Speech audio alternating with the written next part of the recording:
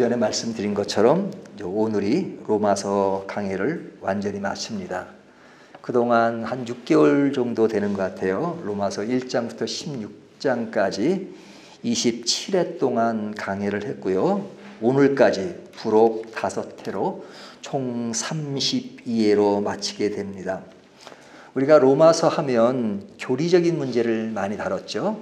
제가 이제 설교 제목을 잡으면 이렇게 은혜와 구원 이런 제목을 잘 안 잡고 좀 삶의 어떤 스타일대로 제목을 잡는데, 제가 로마서 강의할 때만큼은 조금 생활 속에서 쓰는 용어를 많이 안 쓰고 그냥 아주 직선적인 은혜, 구원, 복음 이런 단어를 썼습니다. 그것은 뭐냐면 좀 로마서를 통해서 이 교리 문제를 조금 접하면서 이 교리가 단순한 이론이나 지식 습득이 아니라 실제 삶 속에 밀착된 것이라는 것을 좀 더 알리기 위해서, 교리적인 것은 구원, 복음 이렇게 나가지만 그것이 그런 용어 때문에 우리의 삶과 멀어진 것이 아니고 먼 것이 아니라 그것이 우리의 삶과 굉장히 밀접하다 하는 것들을 계속 말씀을 드렸습니다. 그래서 이제 쭉 그 얘기를 드리고 이제 오늘 마지막에 와서 진짜 로마서는 단순한 교리로 끝나는 것이 아니라 우리 삶에 가장 밀접해야 되는 말씀이다. 그래서 이 교리 속에 나의 삶을 어떤 자세로 해 나가야 되는가, 또 그런 부분을 어떻게 생각해야 하는가 하는 부분을 말씀드리려고 합니다. 제가 이제 생각이란 말을 좀 많이 하는 편입니다. 그래서 우리가 말씀을 볼 때마다 늘 말씀을 묵상하라 이렇게 말하기도 하고 말씀을 생각하라. 지금도 로마서 교리를 통해서 우리의 삶 속에서 이어지는 것을 생각하라 하는 것을 강조했습니다. 근데 이제 이 생각이라고 하는 것은 우리에게 굉장히 중요하고, 또 이 생각이라고 하는 것은 이 교리와는 좀 관련이 없거나 또 신앙적인 것과는 좀 거리가 있는 것을 생각하는 성향이 있습니다. 예를 들면 신앙생활이라는 것은 뭐예요? 하나님의 은혜, 또 하나님께 순종하는 것, 하나님을 따라가는 것. 이러다 보니까 이 생각한다는 것은 굉장히 인본적이고 내 생각이 지배하는 것처럼 생각되어지는 성향 때문에 예수 믿는다는 것은 그냥 무조건 따라가고 복종하고 그래야지 무슨 생각을 해. 하라면 하는 대로 하는 거지. 이 정도로 생각한단 말이죠. 그러다 보니까 생각 자체, 그냥 내가 이렇게 깊이 생각하는 것들을 조금 무시하는 성향이 좀 있습니다. 근데 하나님은 우리에게 늘 말씀하시기를 내가 모든 일을 책임져주고 너희를 이끌어가고 내가 앞장서 해 나갈 거야. 그러니까 너희는 로봇처럼 아무 생각도 없이 그냥 가만히 있어, 따라와, 이게 아닙니다. 늘 하나님은 우리에게 생각하라, 생각하라, 생각하라 말씀하십니다. 하나님이 어떤 분인지를 생각하고 인간이 누군지를 생각하고 우리의 삶에 이루어지는 삶의 현장, 공동체, 교회, 사회, 국가 이런 것이 어떤 것인지를 생각하라 이렇게 말씀하십니다. 그래서 성경을 찾아보면 생각하라는 말이 굉장히 많이 나와요. 저희가 오늘 12장 3절 읽었는데요. 이 3절 한 절 가운데도 생각이라는 단어가 3번이나 나옵니다. 한번 다시 한번 볼까요? 내게 주신 은혜로 말미암아 너희 각 사람에게 말하노니 마땅히 생각할 생각이 나오죠. 그 이상의 생각을 품지 말고 생각이 나오죠. 그리고 뒤에 보면 오직 하나님께서 각 사람에게 나누신 믿음의 분량대로 지혜롭게 뭐하라고요? 생각하라 그러죠. 자, 여기 생각하라고 말씀하십니다. 그러니까 이 짧은 한 절에서 생각하라가 3번 나오는 정도가 아니라 성경 창세기부터 계시록까지 보면 의외로 생각하라는 말씀이 많아요. 우리가 어려운 문제가 있을 때, 힘든 문제가 있을 때 주님은 기도하라 이렇게 말씀도 하지만 이렇게 말씀하십니다. 들에 피는 백합화를 보라, 공중에 나는 새를 보라. 근데 그 뒤에 뭐라고요? 생각하여 보라. 생각하여 보라. 그냥 힘들 때, 어려울 때 그런 공중에 나는 새를 보고 저 새는 어떻게 살아갈 수 있을까? 들에 피는 백합화는 어떻게 살아갈 수 있는가? 하나님이 다 그렇게 키우시는데 하물며 너희 사람을 내가 책임지지 않겠느냐? 하는 말씀이에요. 그런 것을 보고 뭐 하라고요? 생각하라. 그럽니다. 그러니까 생각하는 것은 굉장히 중요합니다. 물론 생각 자체가 다 중요한 건 아니죠. 나쁜 생각도 있으니까 나쁜 생각을 하게 되면 인생을 굉장히 어지럽게 만들 수가 있습니다. 그러니까 성경이 말씀하시는 것은 어떤 생각이에요?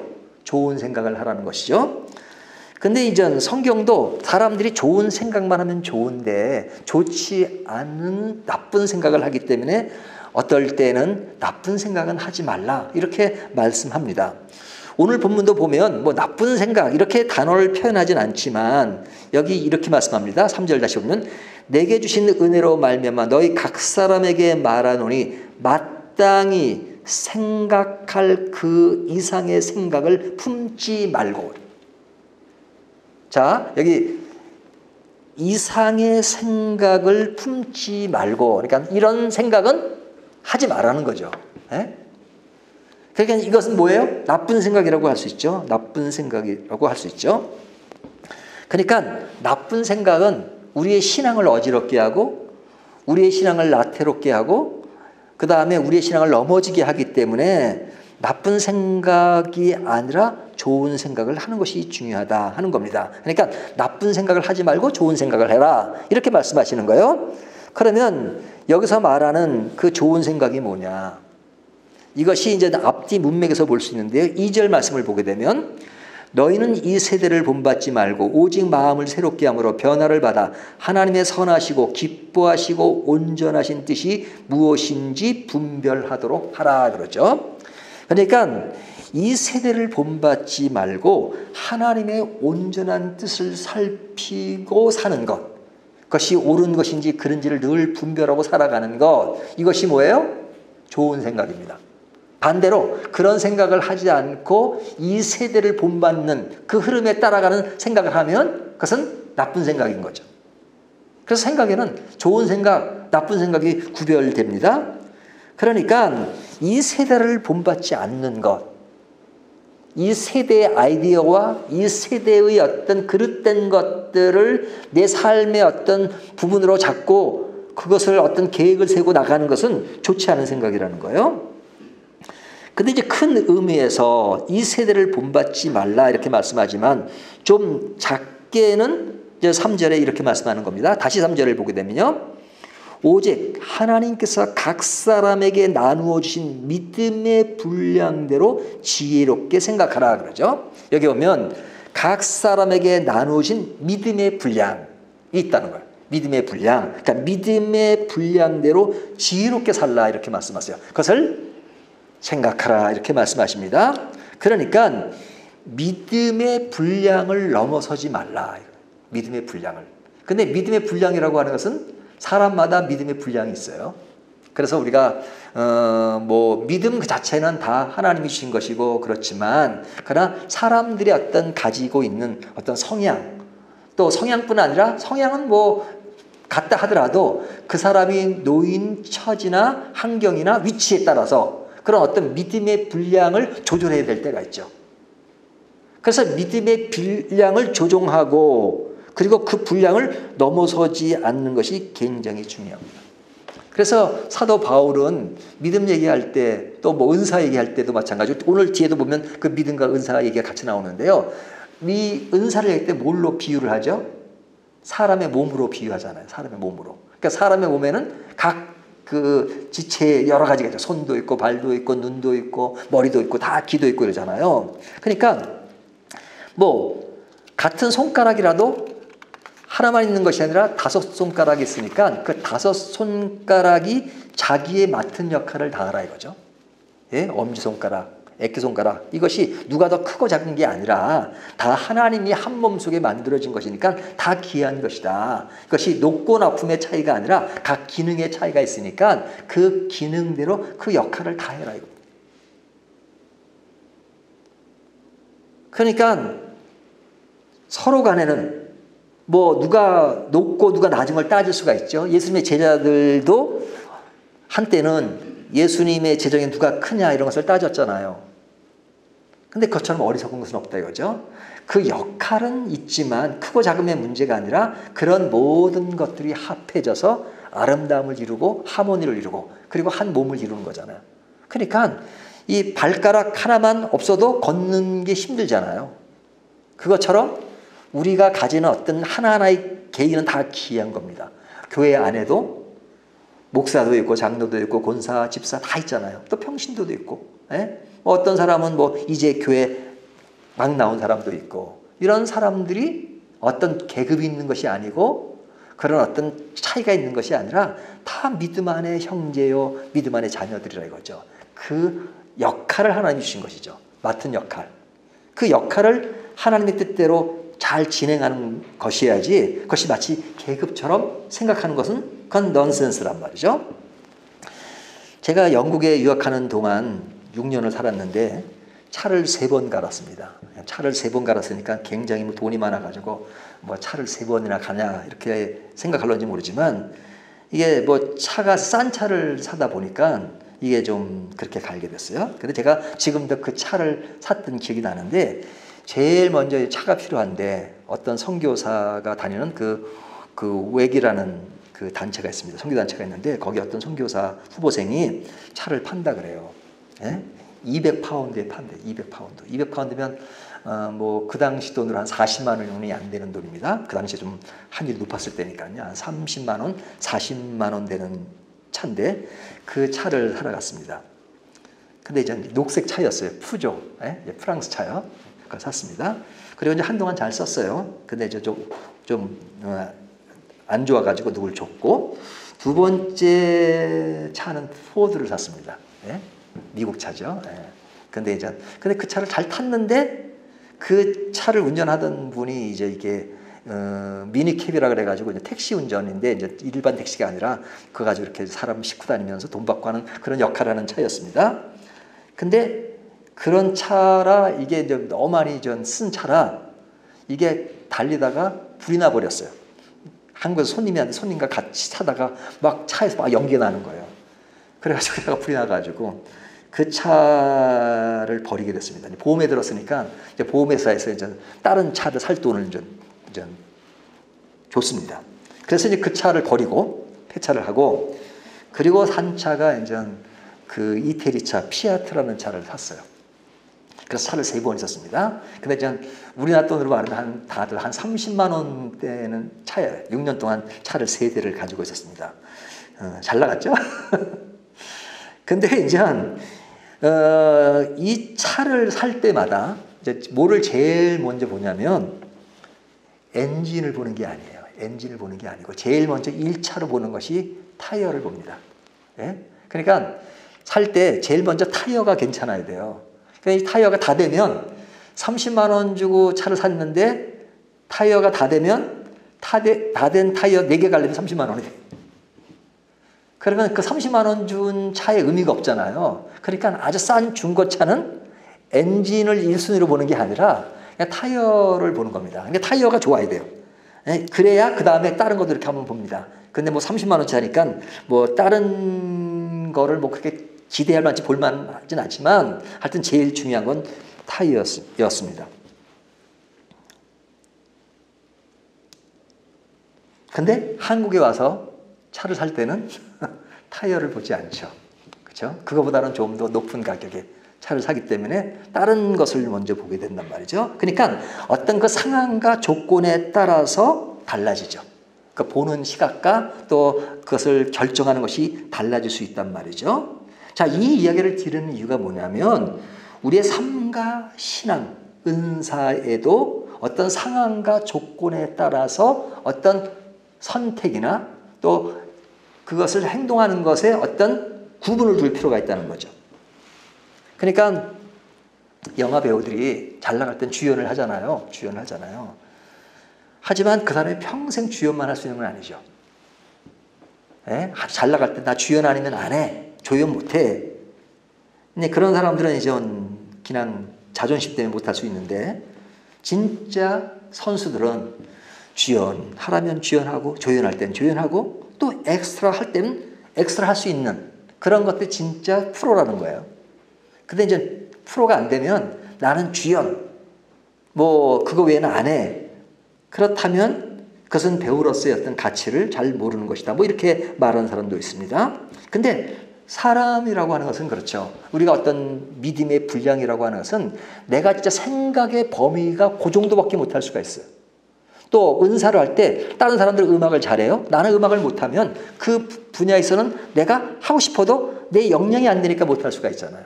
그러니까 내 은사에 맞는 것들은 그냥 못하는 것들은 못하는 대로 하고 참여하고, 그렇지만 내가 또 잘하는 것들은 또 잘할 수 있고. 그러니까 사람마다 다 은사가 다르고 다 그렇잖아요. 그리고 어떤 믿음의 폭도 마찬가지예요. 사도 바울이 이야기하던 어떤 사람은 제사 음식을 먹어도 그냥 뭐 그 별로 문제되지 않게 먹을 수 있는 사람이 있는가 하면 그걸 먹으면 그냥 양심에 꺼려서 먹지 못하는 사람. 사도 바울은 이것을 믿음이 크고 작은 그런 부분으로 얘기한단 말이죠. 그냥 그런 차원에서 어떤 믿음의 분량이라는 것이 있죠. 그러니까 내가 원래 가지고 있는 믿음의 분량도 있을 수 있지만, 그러나 상황에 따라서 내 믿음의 분량으로 내가 조연할 그런 위치에 있다 할지라도 내가 때에 따른 조연이나 엑스트라 할 때 또 그것에 또 맞게끔 내 어떤 믿음의 분량을 잘 감당해 나가는 것, 이것이 중요하죠. 그래서 제가 친구들 만나면 그런 얘기합니다.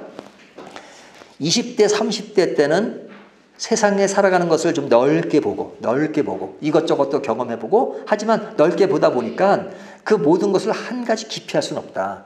하지만 넓게 보면서 여러 가지 경험하는 것이 중요하다. 하지만 나이가 들수록 넓게 하는 데는 순발력도 딸리고 그렇게 가능하지도 못하고, 그러니까 나이가 들수록 그냥 내가 할 수 있는 한 가지에 좁혀서 그 대신 그것을 깊게 하는 것이 좋지 않겠느냐 하는 말을 가끔 합니다. 내 인생은 나이가 들수록 이거저거 다 하는 것이 아니라 내가 할 수 있는 한 가지,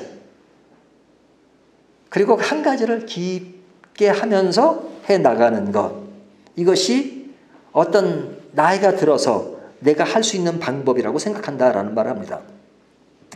그러니까 믿음의 분량이라고 하는 것은 상황에 따라서 내가 할 수 있는 능력을 잘 파악해서 해나가는 것, 이것이 중요하죠. 그래서 성경 오늘 말씀은 이렇게 하는 것을 뭐라고 말하면 지혜롭게 생각하라. 지혜롭다는 말을 한다.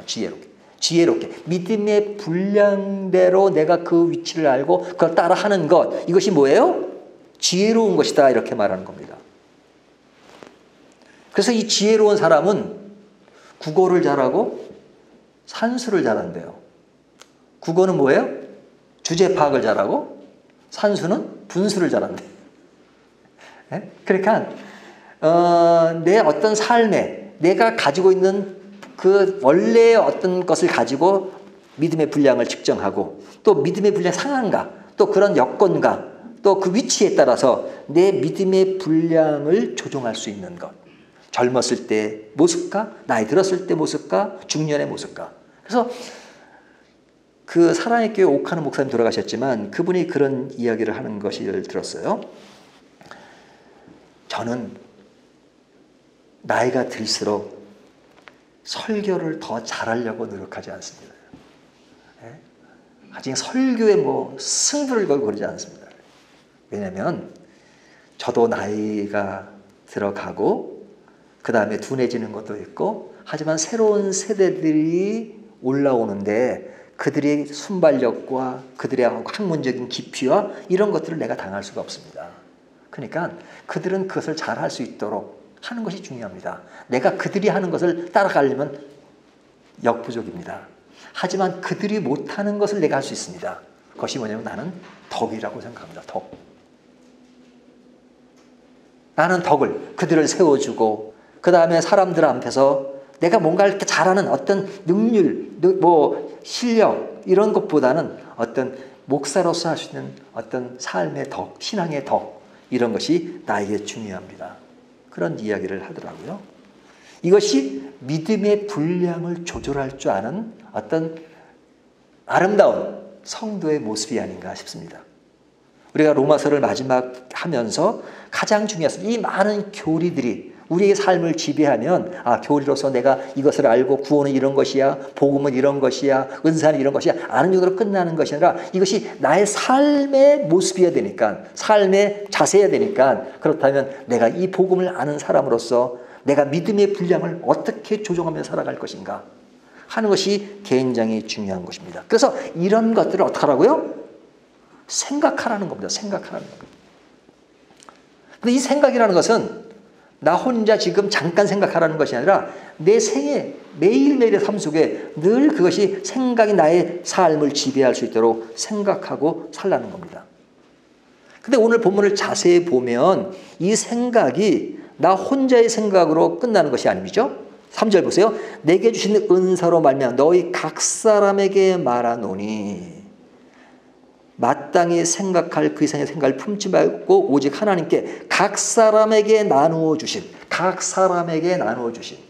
그러니까 각 사람에게 나누는 건 각각 얘기하지만 그것이 공동체 안에서 각 사람을 얘기하는 거잖아요. 그러니까 그 많은 사람들 중에 각 사람의 역할이 다 있다는 겁니다. 그 사람의 믿음의 분량이 있다는 겁니다. 그렇다면 이 문제는 공동체 안에서 내 역할이 무엇인가를 생각하는 거죠. 공동체를 재놓고 나 혼자의 각 사람의 어떤 역할, 믿음의 분량을 생각하는 것이 아니라 공동체 안에서 나의 역할이 무엇인가. 우리가 합창을 할 때와 독창을 할 때 다르잖아요. 독창 혼자 할 때는 노래를 막 시원하게 막 그냥 하지만 합창은 내가 잘한다고 해서 나 혼자만 크게 부르면 안 되잖아요. 다 그 조종, 다 하모니가 이루어질 수 있도록 하는 거잖아요. 마찬가지로 공동체 안에서 나의 역할과 나 혼자만에서의 나의 역할은 다른 거죠. 공동체 안에서 나의 역할을 잘 엮어가는 것, 그 엮어가는 것을 믿음의 분량을 잘 활용하는 것을 이야기하죠.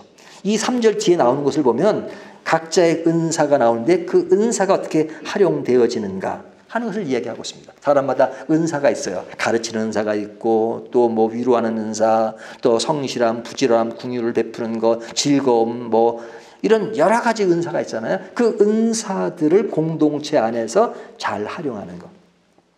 내가 잘 활용하는 것도 중요하고 남들이 잘 활용할 수 있도록 도와주는 것. 그래서 제가 밝은 교회 처음 와서 그런 얘기를 했어요. 제 목회 철학은 여러분이 가진 은사가 잘 활용되어지도록 돕는 것이 나의 목회 철학입니다. 그런 얘기를 제가 했어요. 뭐 그 중간중간에 가끔 그런 얘기를 합니다.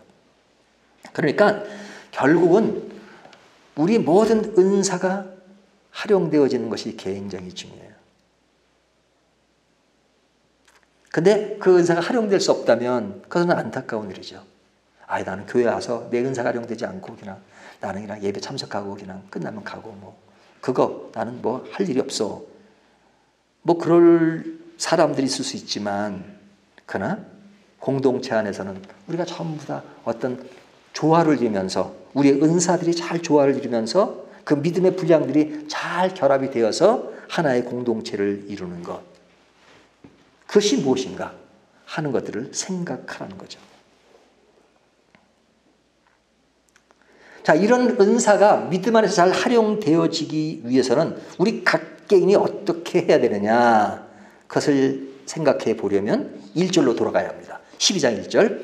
그러므로 형제들아 내가 하나님의 모든 자비하심으로 너희를 고난하노니 너희 몸을 하나님이 기뻐하시는 거룩한 산제물로 드리라. 우리 자신을, 우리의 몸을 하나님이 기뻐하시는 산제사로 드리지 않으면 믿음의 분량을 발휘할 수도 없고 그리고 그 공동체 안에서 그 믿음이 조화를 이룰 수가 없다는 거죠. 그래서 이런 산제물, 내가 희생을 하고 내가 낮아지고 남을 돕고 그 안에서 조화를 이루고 믿음의 분량을 엮어가는 것, 이것이 그냥 하나의 이론이 아니라 삶이기 때문에 성경은 이렇게 말하는 겁니다. 1절, 이는 너희가 드릴 영적 예배니라. 영적 예배라는 것은 우리가 이렇게 앉아서 예배 드리는 것만 예배 드리는 것이 아니라 삶 속에서 우리의 몸을 하나님이 기뻐하시는 거룩한 산제물로 드리는 것, 이것이 영적 예배라는 거예요. 근데 그 영적 예배, 그것이 산제물로 드릴 때 나타나는데 그 제물로 나타나는 그 나타나는 현상이 뭐냐? 그 현상의 하나가 thinking, 생각하는 겁니다. 생각하는 겁니다. 뭘 생각하는 거예요? 하나님이 나에게 주신 은사, 믿음, 이런 분량을 공동체 안에서 어떻게 엮어가면서 공동체를 아름답게 하고 또 내 은사가 마음껏 발휘될 수 있도록 하는 것. 그것이 무엇일까? 그것을 늘 생각하는 것. 이것이 영적 예배인 것이다. 그러니까 우리가 기도하고 말씀 묵상을 늘 하잖아요. 말씀 묵상. 우리가 말씀 묵상한다 그러면 성경 본문을 보면 성경을 해석하고 그 다음에 성경이 무슨 뜻인가? 이것은 기본이죠. 기본. 그래서 성경 공부를 할 때 쓰는 그 방법을 얘기하잖아요. 관찰, 해석, 그 다음에 상호 연결. 신약을 보면 구약과 연결시키기도 하고 다른 성경과 연결시키기도 하고 그 다음에 제일 마지막에 뭐예요? 적용. 그렇죠? 관찰, 해석, 상호 연결, 적용. 근데 가장 중요한 게 뭐예요? 적용이에요. 적용. 결국은 이 말씀이 우리의 삶을 위해서 주어진 것이지 그냥 이론적으로 많이 알아요. 많이 알아요. 많이 알면 뭐하냐고요?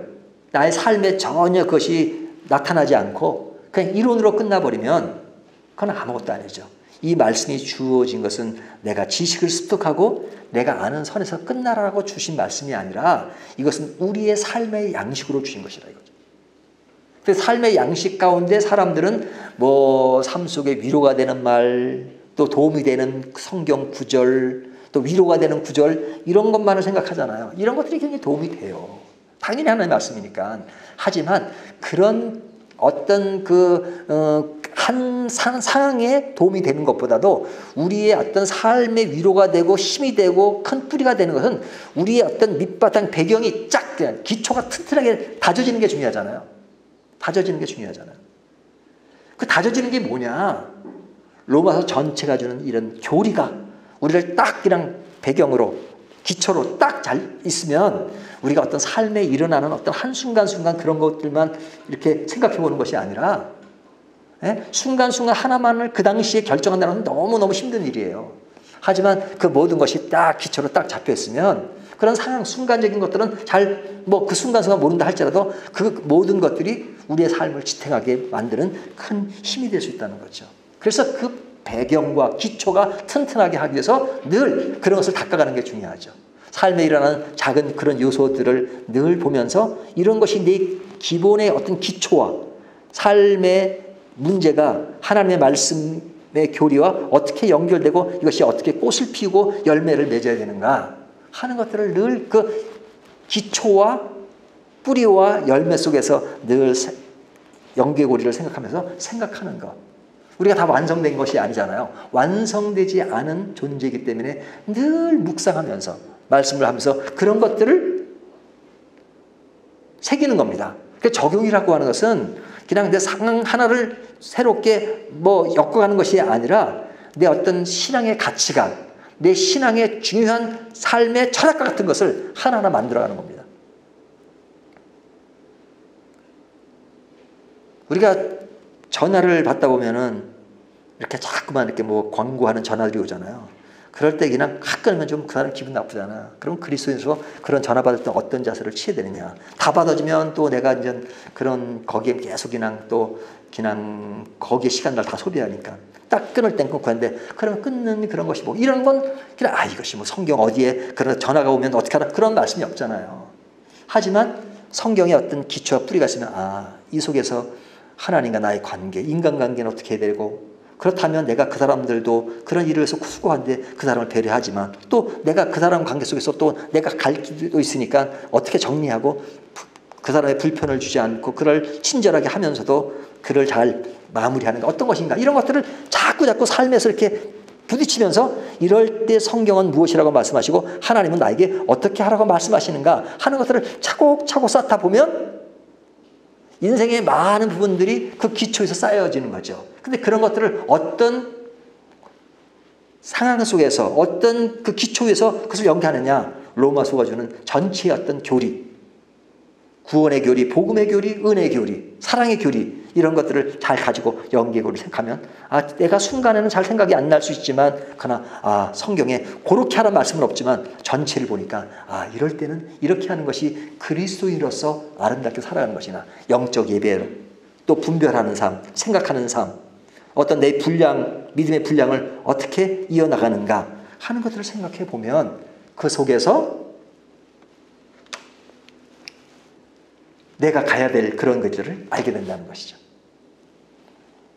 그렇기 때문에 우리가 로마서 32회까지 마치면서 이 말씀이 하나의 교리로서 끝나는 것이 아니라 내 삶의 중심이 되고 기초가 되고, 그래서 내 믿음의 분량을 공동체 안에서 어떻게 엮어가면서 살아가는가, 그것이 영적 예배고 지혜로운 삶의 모습이고, 그러기 위해서 내가 거룩한 산 제물로 드리기 위해서 어떻게 해야 될 것인가 하는 것을 생각한다면 이 로마서가 주는 메시지는 우리를 더욱더 확고하고 튼튼하게 만드는 말씀이 아닐까라는 생각이 듭니다. 이 말씀을 가지고 더욱더 힘있고 기초가 든든한 저와 여러분 되시기를 주님의 이름으로 축원합니다.